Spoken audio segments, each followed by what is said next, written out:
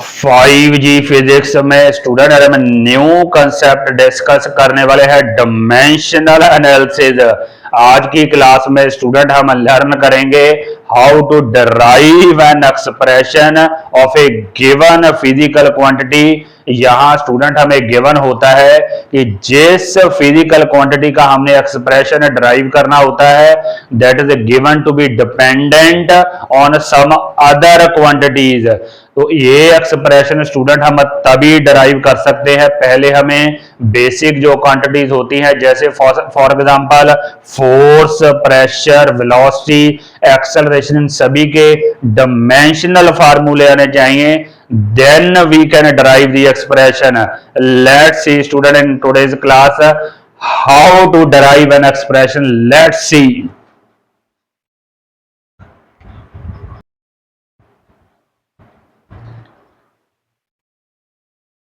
आइए student discuss करते हैं expression how to derive using dimensional analysis. यहाँ बेसिकली स्टूडेंट हमें गिवन है कि एक गिवन फिजिकल फिनोमेना में जो टाइम पीरियड है that depends upon 3 quantities, pressure, density and energy. और हमें स्टूडेंट टाइम पीरियड का एक्सप्रेशन डराइव करना है। आइए देखते हैं कैसे एक्सप्रेशन डराइव करना है। सबसे पहले तो स्टूडेंट हम लिखेंगे हमारा जो टाइम पीरियड है, let it denote by t. Pressure को हम पी से डिनोट करेंगे, डेंसिटी को डी से और एनर्जी को ई से। तो जो टाइम पीरियड है that basically depends upon pressure, इसकी स्टूडेंट हम पावर लेंगे ए। सिमिलरली डेंसिटी के ऊपर डिपेंड करता है, इसकी पावर लेंगे हम बी। सिमिलरली एनर्जी के ऊपर डिपेंड करता है, इसकी पावर हम लेंगे सी। तो जैसे कि मैंने स्टूडेंट पहले डिस्कस किया था, हमें इन क्वांटिटीज के डायमेंशनल फार्मूले आने चाहिए। आइए देखते हैं पहले प्रेशर का dimensional formula. Pressure student basically होता है force over area. Force over area, force का डायमेंशनल फार्मूला होता है ml/t-2, जबकि एरिया का होता है एल स्क्वायर। तो ये बनेगा ml-1 t-2। This is the dimensional formula for pressure. Similarly जो डेंसिटी है, डेंसिटी का डायमेंशन, डेंसिटी होती है मास ओवर वॉल्यूम, तो इसका डायमेंशनल फार्मूला होता है ml-3। सिमिलरली जो एनर्जी होती है वो बेसिकली वर्क का डायमेंशनल फार्मूला होता है, वही एनर्जी का होता है। तो वो होगा फोर्स इनटू डिस्टेंस होता है। फोर्स का अभी हमने लिखा है ml/t-2 और साथ में डिस्टेंस दिस, तो ये होगा ml²t-2। यही स्टूडेंट हम यहाँ पे पुट कर देंगे। इस एक्सप्रेशन को स्टूडेंट हम लिखेंगे t इज इक्वल टू, यहाँ एक कांस्टेंट आ जाएगा, कोई भी constant k, we are not considering that constant. तो p का डायमेंशनल फार्मूला स्टूडेंट हम लिखेंगे ml-1 t-2। उसके बाद उसकी पावर आएगी a। सिमिलरली डेंसिटी का हमने लिखा है ml-3, उसकी पावर आएगी b। सिमिलरली एनर्जी का डायमेंशनल फार्मूला आएगा ml²t-2, उसकी पावर आएगी c। और इधर स्टूडेंट हमारे पास जो टाइम पीरियड है उसका जो फुल डायमेंशनल फार्मूला है वो लिखेंगे m0l0 और साथ में t। ये आएगा टाइम पीरियड का m0l0t। तो अब स्टूडेंट हम क्या करेंगे, इसको थोड़ा सा पहले ब्रैकेट्स को ओपन करेंगे।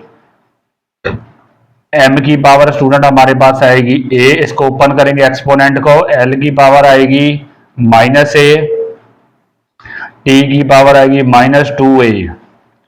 ये तो हमारी हुई फर्स्ट ब्रैकेट। m की पावर a, l की पावर -1 और a -2a। उसके बाद यहाँ पे हमारे पास m की पावर आएगी b और l की पावर आएगी -3b। सिमिलरली यहाँ पे m की पावर आएगी c, m की पावर c, l की पावर 2c और t की पावर आएगी -2c। अब स्टूडेंट हम क्या करेंगे, m वाली टर्म एक साथ करेंगे। आइए देखते हैं कैसे करना है। पहले m की देखते हैं, पावर ऐड अप हो जाएंगे स्टूडेंट मल्टीप्लिकेशन में। यहाँ हमारे पास है a, यहाँ है b और यहाँ है c। तो यहाँ हमारे पास पावर ऐड अप हो जाएंगी a प्लस बी प्लस सी। ये तो m का काम खत्म हो गया। अब डिस्कस करते हैं l की बात। l की पावर भी ऐड अप हो जाएंगी। ये है माइनस a, ये है स्टूडेंट माइनस 3b, और यहां हमारे पास है 2c प्लस 2c। तो कुछ ये है। उसके बाद अगर t की बात करें, t स्टूडेंट हमारे पास आएगा, यहां देखें तो माइनस 2a है, यहां तो t नहीं है, यहां t है माइनस 2c। तो कुछ ये हमारे पास एडअप करके बन रहा है। यहाँ हमारे पास है m0 l0 t। अब स्टूडेंट क्या करेंगे, m के हम पावर्स को इक्वेट कर देंगे, l वाली पावर इक्वेट कर देंगे और t वाली। यहाँ m की पावर है 0 और यहाँ a plus B plus c. तो हमारी फर्स्ट इक्वेशन आ गई a plus B plus c is equal to 0, equating the powers of m। उसके बाद L की पावर इक्वेट करें तो हमारे पास बनेगा minus a minus 3b plus 2c is equal to 0। ये है हमारे पास आएगी equation number 2। This is 1, this is equation number 2। उसके बाद थर्ड स्टूडेंट है minus 2a minus 2c is equal to t की पावर इधर 1 है स्टूडेंट। ये हमारे पास आएगी थर्ड इक्वेशन नंबर थर्ड। तो अब स्टूडेंट है हमारे पास तीन इक्वेशन है और तीन ही वेरिएबल है। 3 इक्वेशन 3 वेरिएबल, इनको सॉल्व करके एबीसी की वैल्यू निकालनी है। सबसे पहले मैं क्या करता हूं, फर्स्ट और सेकंड इक्वेशन को स्टूडेंट ऐड अप करते हैं तो ए हमारा डिलीट हो जाएगा। Adding first and second, adding first and second equation, तो इन दोनों को ऐड करेंगे तो ए स्टूडेंट हमारा डिलीट हो जाएगा, ए और माइनस ए खत्म हो जाएगा। यहाँ हमारे पास है बी, यहाँ है माइनस 3b, तो दोनों को ऐड अप करेंगे तो बनेगा माइनस 2b, इनको ऐड करेंगे तो बनेगा plus 3c, plus 3c is equal to 0। एक तो हमारे पास ये इक्वेशन आ गई बी सी की। अब स्टूडेंट एक और हमें ट्रिक यूज करनी पड़ेगी, because we are using integral method. अब स्टूडेंट मैं क्या करूंगा, इक्वेशन नंबर 1 को 2 से मल्टीप्लाई कर दूंगा, मल्टीप्लाई इक्वेशन नंबर 1 बाय 2, तो मेरे पास क्या आएगा 2a plus 2b plus 2c is equal to 0। तो मैं इस इक्वेशन को स्टूडेंट इस थर्ड इक्वेशन में ऐड अप करूंगा। आइए ऐड अप करते हैं, क्या है माइनस 2a और माइनस 2c, इन दोनों को ऐड अप करते हैं। ऐड अप करेंगे तो ये कैंसिल हो जाएगा, ये भी कैंसिल। 2b की वैल्यू आ जाएगी 1, तो b की वैल्यू स्टूडेंट हमारे पास आ गई 1/2। तो इस तरह स्टूडेंट हमने b की वैल्यू 1/2 ऑब्टेन कर ली। एक बार यहां तक फिर से देख लेते हैं। पहले स्टूडेंट हमें प्रेशर, डेंसिटी और एनर्जी के डायमेंशनल फार्मूले पता होने चाहिए। प्रेशर का dimensional formula,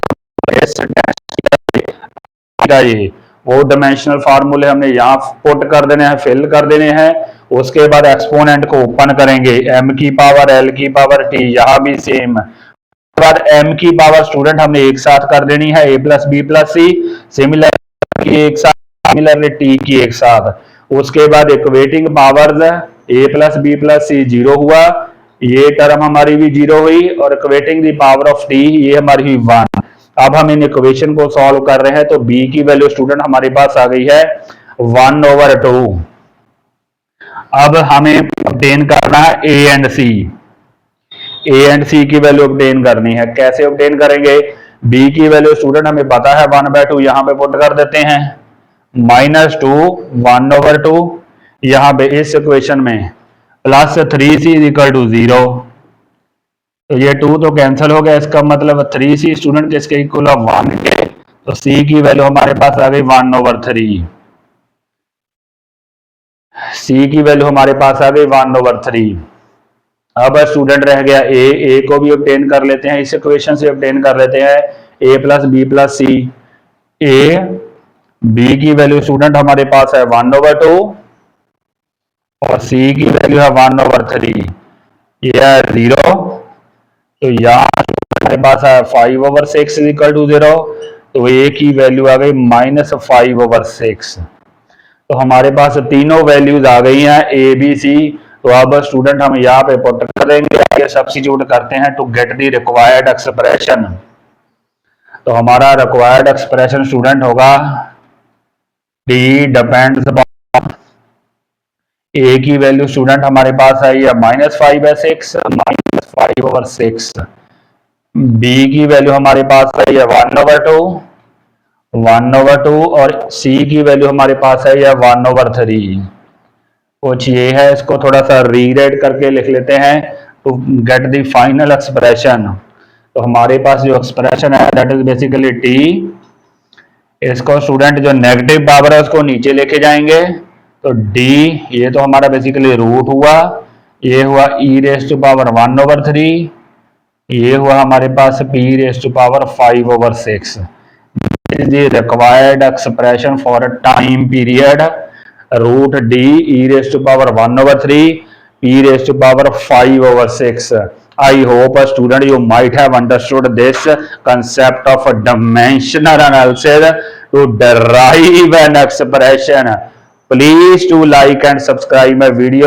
Thank you and thank you very much.